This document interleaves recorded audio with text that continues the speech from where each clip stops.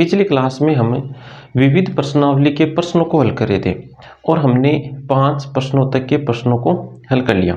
अब हम आगे के प्रश्नों को हल करते हैं। तो अगला प्रश्न देखो, इसमें हमें 2 सदिश दे रखे हैं, सदिश ए और सदिश बी के परिणामी के समांतर एक ऐसा सदिश ज्ञात कीजिए जिसका परिमाण 5 इकाई हो। हमें यहाँ पर 2 सदिश दे रखे हैं।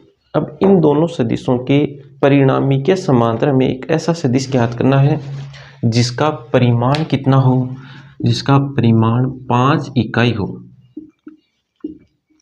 हमें एक ऐसा सदिश ज्ञात करना है। देखो, सदिश ए तथा सदिश बी के परिणामी का मतलब है सदिश ए प्लस सदिश बी। सदिश ए कॉमा सदिश बी के परिणामी का मतलब है सदिश ए प्लस सदिश बी। तो हमें सदिश ए प्लस सदिश बी के समांतर सदिश ज्ञात करना है जिसका परिणाम कितना हो, 5 इकाई हो। अब देखो, 2 सदिशों का योग करेंगे तो हमें एक सदिश मिलेगा और उस सदिश को हम मान लेते हैं सदिश सी। उस सदिश को हम क्या मान लेते हैं, सदिश सी। तो हमें सदिश सी के समांतर सदिश ज्ञात करना है जिसका परिणाम 5 इकाई हो। सदिश सी के समांतर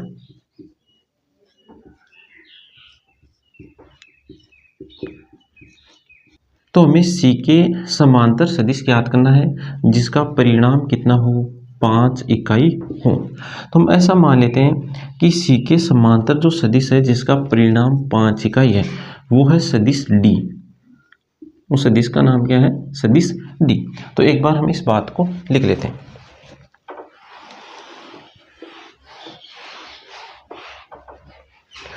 देखो, सदिश सी किसके बराबर है, ए प्लस बी के बराबर है।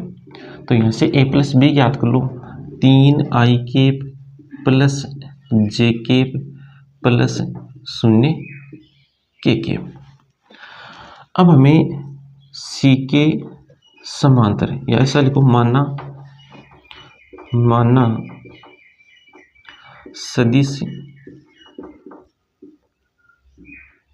डी जो सदिश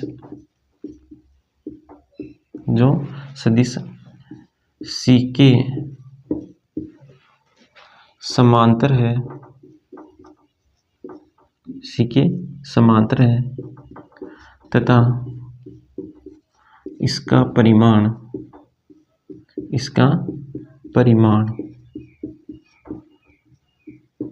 5 इकाई है। इसका परिमाण कितना है, 5 इकाई है। अब देखो, ज्यामितीय निरूपण से समझना, यह है सदिश सी, इसके समांतर सदिश है डी। डी जो सदिश है वो इसके क्या है, समांतर है। तो डी की दिशा ये भी हो सकती है देखो, और डी की दिशा ये भी हो सकती है, क्योंकि ये भी सी के समांतर है और ये भी सी के समांतर है।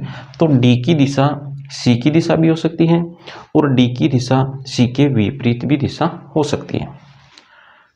डी की दिशा की हम बात करें, डी की दिशा की हम बात करें तो डी की दिशा सदिश सी के अनुदिश भी हो सकती है,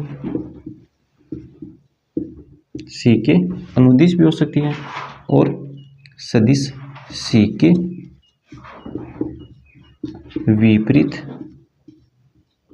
हो सकती है।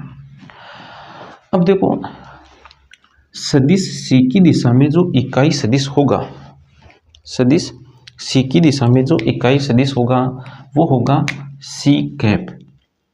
सी की दिशा में जो इकाई सदिश होगा वो होगा सी कैप, और डी की दिशा में जो इकाई सदिश होगा वो होगा डी कैप, और इस डी की दिशा में जो इकाई सदिश होगा वो भी होगा डी कैप। अब देखो, डी कैप और सी कैप की हम बात करें तो दोनों की दिशा एक ही है और साथ में परिमाण भी क्या है, समान है। इसका मतलब हम ऐसा लिख सकते हैं, डी कैप बराबर सी कैप।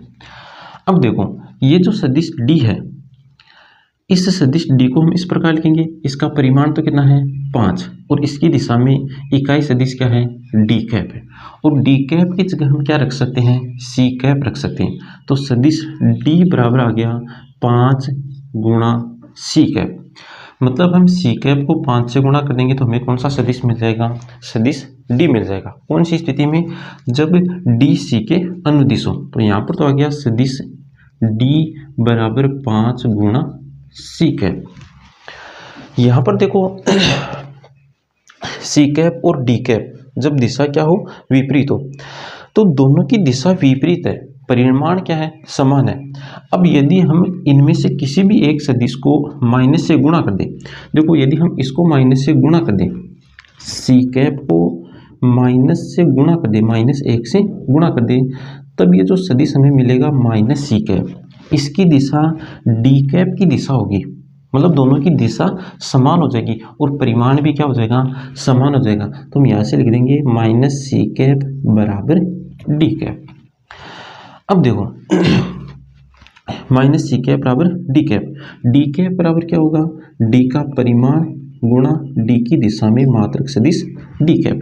अब डी कैप की जगह हम क्या रख देंगे माइनस का सी कैप रख देंगे, तो ये बन जाएगा -5 सी कैप। तो इस स्थिति में हमें सदिश डी कैसे मिलेगा, -5 गुणा सी कैप।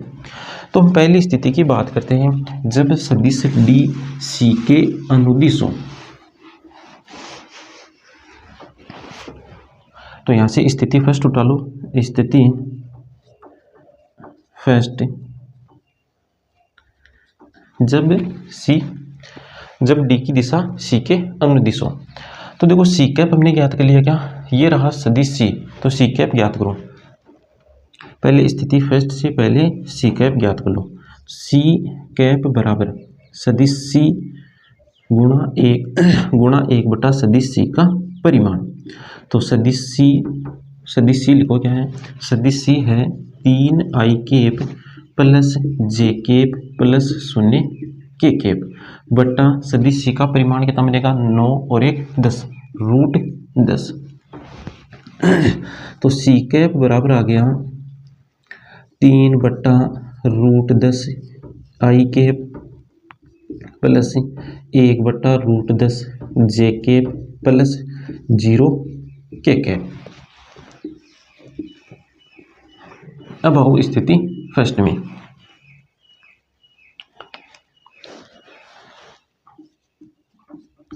स्थिति फर्स्ट क्या है, डी की दिशा सी के अनुदिश हो। इस स्थिति में सदिश डी हमें कैसे मिलेगा 5 गुणा सी कैप से। तो सदिश डी बराबर 5 गुणा सी कैप ये रहा।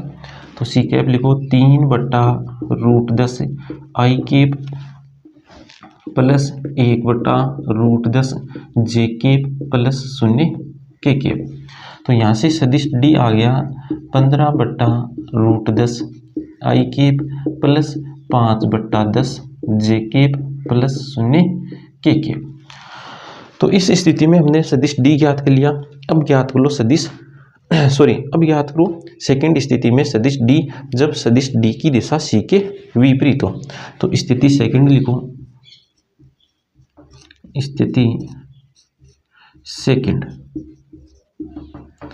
स्थिति सेकेंड में सदिश डी हमें कैसे मिलेगा, सदिश डी मिलेगा हमें -5 सी कैप से। तो सदिश डी बराबर -5 गुणा सी कैप ये रहा 3 बटा √10 आई कैप प्लस 1 बटा √10 जे कैप प्लस 0 के कैप। तो सदिश डी बराबर आ गया -15 बटा √10 आई कैप प्लस -5 बटा √10 जे कैप प्लस 0 के कैप। तो इस प्रकार हमें इस प्रश्न को हल करना है।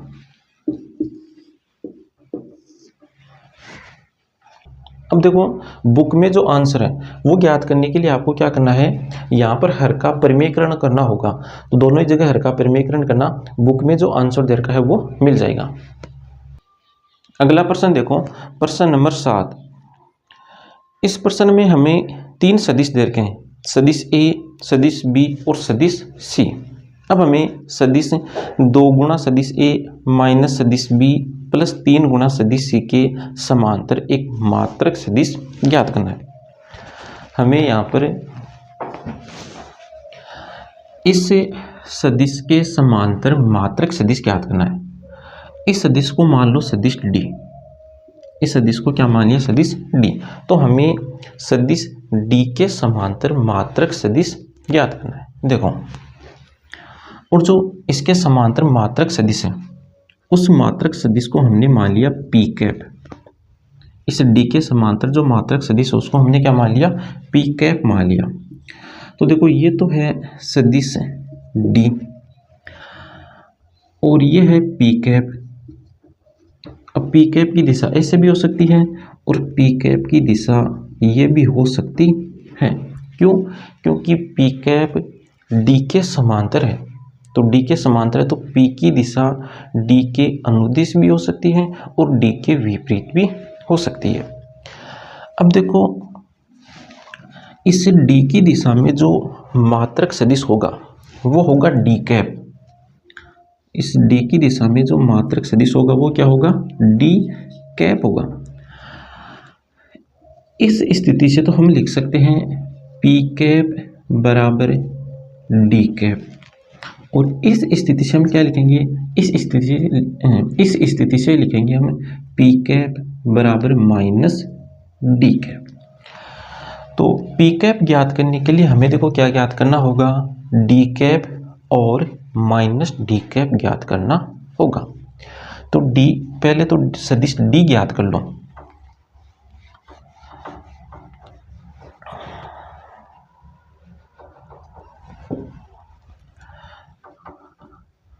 माना डी बराबर है 2 गुणा सदिश ए माइनस सदिश बी प्लस 3 गुणा सदिश सी।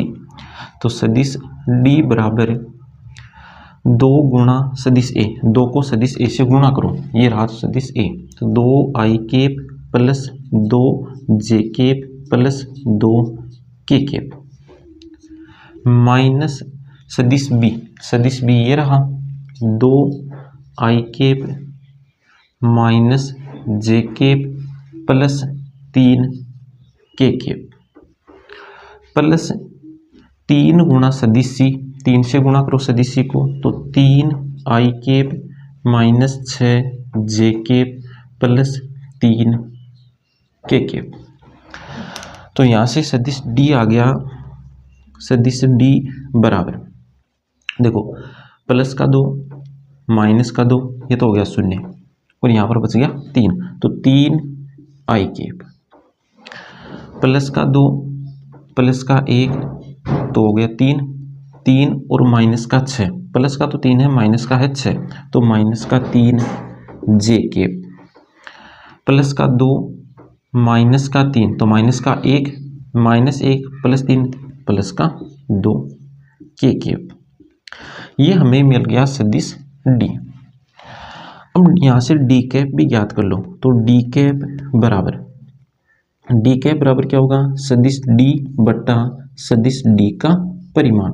तो सदिश डी है 3 I cap minus 3 J cap plus 2 K cap बटा रूट 3 का वर्ग 9 माइनस 3 का वर्ग 9 और 2 का वर्ग 4, 9 9 18 18 और 4 22, तो रूट के अंदर आ गया 22। तो डी के बराबर ये मिल गया हमें 3 बट्टा रूट 22 आई केप माइनस 3 बट्टा रूट 22 जे केप प्लस 2 बट्टा रूट 22 के केप। तो डी कैप बराबर 3 बट्टा रूट 22 आई केप माइनस 3 बट्टा रूट 22 जे केप प्लस 2 बट्टा रूट 22 के केप। अब देखो हमने इस सदिश डी के समांतर जो सदिश माना वो माना है पी कैप। इस सदिश डी के समांतर जो मात्रक सदिश माना वो हमने क्या माना, पी कैप माना। तो लिखो माना पी कैप माना पी कैप सदिश डी के समांतर सदिश है, समांतर सदिश है। अब वहां पर हमें दो स्थितियां मिली। पहली स्थिति तो मिली कि पी कैप डी कैप के बराबर होगा, पी कैप किसके बराबर होगा, डी कैप के बराबर होगा। और दूसरी स्थिति हमें क्या मिली, स्थिति सेकंड, स्थिति सेकंड हमें इस प्रकार मिली कि P cap minus D cap के बराबर होगा। तो पहली स्थिति में पी कैप आ गया 3/√22 आई कैप माइनस 3/√22 जे कैप प्लस 2/√22 के कैप। और स्थिति सेकंड में पी कैप आएगा, माइनस से गुणा कर दो डी कैप को, तो माइनस का 3/√22 आई कैप प्लस 3/√22 जे कैप माइनस 2/√22 के कैप। अब यदि बुक में बट्टे में √22 नहीं है, इसका मतलब यहाँ पर परिमेयकरण किया हुआ है। परिमेयकरण कैसे करोगे, जैसे यहाँ पर हमें परिमेयकरण करना है तो √22 से ऊपर नीचे गुणा कर देना है और आगे हल कर लेना है। तो ये है पी कैप सदिश। तो यहाँ पर हमें सदिश डी की दिशा सदिश डी के समांतर मात्रक सदिश कितने मिले हैं, दो मिले हैं, एक तो डी की दिशा में और एक डी के विपरीत दिशा में। अगला प्रश्न देखो, प्रश्न नंबर 8। इस प्रश्न में देखो हमें दो प्रश्न पूछे, जिनमें से पहला प्रश्न तो ये है कि ये जो तीन बिंदु दिए गए हैं ये तीनों बिंदु संरेख हैं। संरेख होने का मतलब ये तीनों बिंदु एक ही रेखा के ऊपर स्थित है। इस प्रकार तीनों बिंदु क्या हो, एक ही रेखा के ऊपर स्थित हो। अब देखो तीन बिंदु से बनने वाली जो आकृति है, तीन बिंदु से जो आकृति बनती है वो आकृति बनती है त्रिभुज की। तीन बिंदुओं को जब हम रेखाखंड की सहायता से जोड़ें तो जोड़ने पर जो आकृति मिलती है वो कौन सी आकृति मिलती है, त्रिभुज मिलता है। अब जरूरी नहीं कि त्रिभुज मिले ही, कब नहीं मिलेगा, जब वो तीनों बिंदु एक ही रेखा के ऊपर स्थित हो जाएंगे, उस स्थिति में तो त्रिभुज मिलेगा नहीं, अन्यथा हमें क्या मिल जाएगा, एक त्रिभुज मिल जाएगा। अब देखो ये ऊपर वाला जो बिंदु है, इस बिंदु को हम धीरे धीरे नीचे की तरफ लेकर आए, तो धीरे धीरे नीचे की तरफ लेकर आएंगे तो इस त्रिभुज का जो क्षेत्रफल है वो भी धीरे धीरे क्या हो जाएगा, कम हो जाएगा। और जब ये बिंदु यहीं पर आ जाएगा, जब ये ऊपर वाला बिंदु यहाँ पर आ जाएगा तो इस स्थिति में इस त्रिभुज का क्षेत्रफल क्या हो जाएगा, शून्य हो जाएगा। इस स्थिति में जब बिंदु यहाँ पर आ जाएगा तब इस त्रिभुज का क्षेत्रफल कितना हो जाएगा, शून्य हो जाएगा। और त्रिभुज का क्षेत्रफल शून्य हो गया। अब देखो ये स्थिति कौन सी बन रही है, ये स्थिति बन गई तीनों बिंदु एक ही रेखा पर आ गए। जब त्रिभुज का क्षेत्रफल शून्य हो गया उस स्थिति में तीनों बिंदु क्या हो गए, एक ही रेखा के ऊपर आ गए। तो यहाँ पर हम क्या करेंगे, इन तीन बिंदुओं से हम त्रिभुज बना लेंगे, कच्चा चित्र बनाएंगे, फिर उस त्रिभुज का हम क्षेत्रफल ज्ञात करेंगे। यदि हमें क्षेत्रफल शून्य मिल गया तब हम क्या कह देंगे कि ये तीनों बिंदु एक ही रेखा के ऊपर स्थित हैं। तो यहीं पर बना लो त्रिभुज, देखो चलो यहाँ पर बना लो।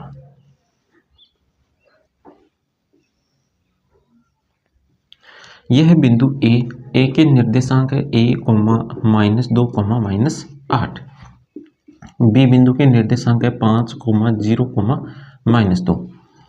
बिंदु सी के निर्देशांक है 11, 3, 7। त्रिभुज का क्षेत्रफल ज्ञात करने का सूत्र क्या है, एरिया ऑफ ABC ज्ञात करने का सूत्र क्या है, 1/2 गुणा सदिश A क्रॉस सदिश B। ए और बी ये सदिश कौन से हैं, इस त्रिभुज की आसन भुजाओं को निरूपित करने वाले दो सदिश हैं। तो मान लो ये तो है सदिश ए और ये है सदिश बी। सदिश ए को हम क्या लिख सकते हैं, सदिश ए को लिख सकते हैं सदिश ए बी। सदिश ए को क्या लिख सकते हैं, सदिश ए बी भी लिख सकते हैं। और सदिश ए बी कैसे ज्ञात करेंगे? तो सदिश ए बी ज्ञात करेंगे हम बी का स्थिति सदिश माइनस ए का स्थिति सदिश। तो बी का स्थिति सदिश क्या है? 5i³ -0 j³ -2 k³ माइनस बिंदु ए का स्थिति सदिश देखो क्या है? तो बिंदु ए का स्थिति सदिश है i³ -2 j³ -8 k³। तो यहाँ से हमें सदिश ए मिल गया 5 - 1 4 i³, शून्य है तो माइनस माइनस क्या हो जाएगा? प्लस, प्लस 2 j³ -2 प्लस का 8 तो प्लस का 6 k³। अब ज्ञात कर लो सदिश बी। तो सदिश बी बराबर, सदिश बी को क्या लिख सकते हैं? बी को लिख सकते हैं सदिश ए सी। इसको क्या लिख सकते हैं? सदिश ए सी।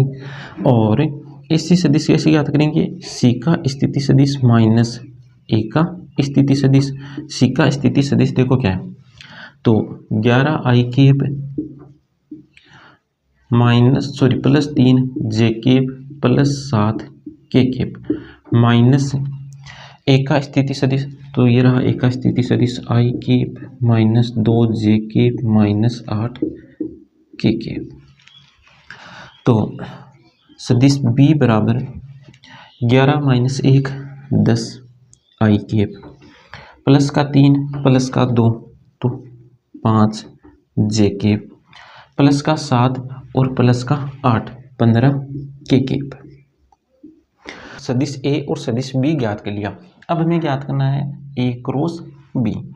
अब देखो ए क्रॉस बी यहाँ पर हम कैसे ज्ञात करेंगे? यहाँ पर हमें सदिश ए और सदिश बी घटक रूप में दे रखे हैं, तो हम सारणी की सहायता से ए क्रॉस बी ज्ञात करेंगे। तो सदिश ए में आई का गुणांक है 4, जे का गुणांक है 2, के का गुणांक है 6।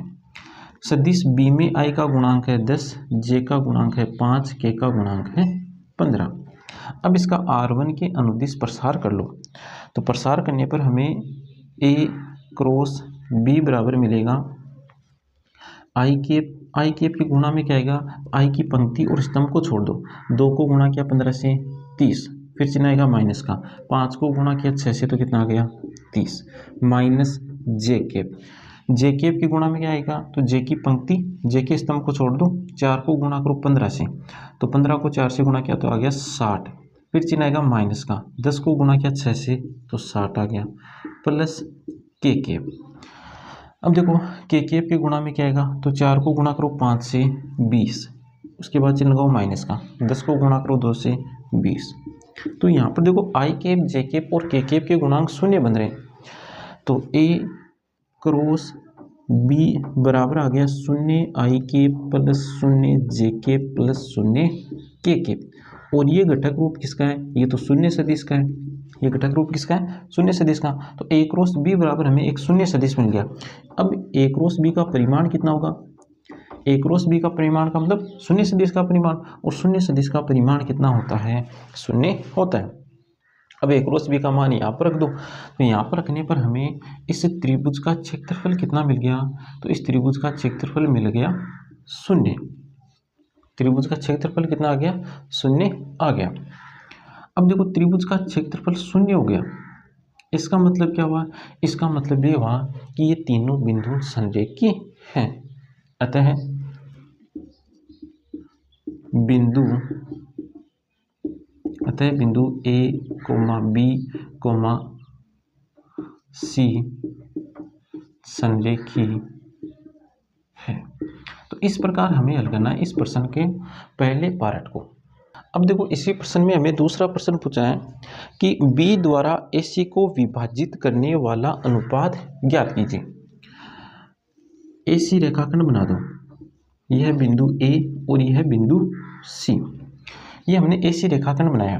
बिंदु A का स्थिति सदिश लिख दो i³ -2 i³ -2 j³ -8 k³। सी का स्थिति सदिश लिखो। सी का स्थिति सदिश है 11 i³ plus 3 j³ plus 7 k³। अब देखो इस AC को बिंदु B किस अनुपात में विभाजित करता है, वो अनुपात हमें ज्ञात करना है।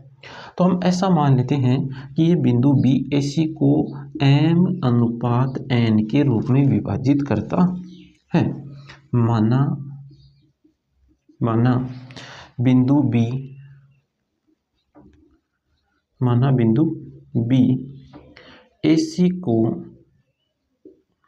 m अनुपात n में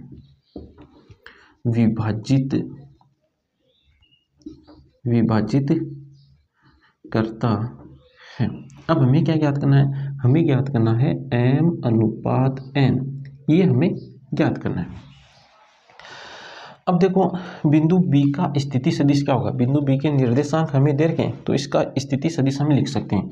बिंदु B का स्थिति सदिश है 5i plus 0j minus 2k। अब देखो ये बिंदु B AC को m अनुपात n में विभाजित करता है, तो इस स्थिति में बिंदु B का स्थिति सदिश बराबर क्या होगा?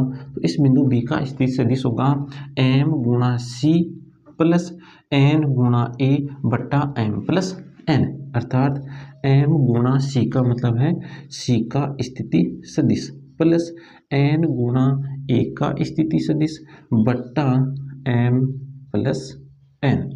तो यहाँ पर देखो हमें b का स्थिति सदिश दे रखा है, तो b के स्थिति सदिश की जगह b का स्थिति सदिश रख दो और इस प्रश्न को आगे हल कर लो। देखो तो b का स्थिति सदिश कितना है? 5i plus 0j minus 2k बराबर m गुणा हो रहा है c के स्थिति सदिश से, तो m को c के स्थिति सदिश से गुणा करना है, फिर n को a के स्थिति सदिश से गुणा करना है, फिर इनका योग करना है। तो देखो ये तो m से गुणा हो जाएंगे और ये किससे गुणा होंगे? n से, फिर इनका योग करना है। तो योग कितना आ जाएगा? देखो 11m plus n i 11m plus n i plus 3m minus 2n 3m minus 2n j 7m minus 8n 7m minus 8n k बट्टा m प्लस n।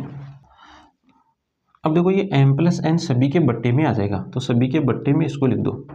तो यहाँ पर भी m प्लस n आ जाएगा, यहाँ पर भी m प्लस n आएगा और यहाँ पर भी m प्लस n आ जाएगा। अब देखो दो सदिश घटक रूप में बराबर लिखे हुए हैं, तो संगत गुणांक क्या होते हैं? बराबर होते हैं।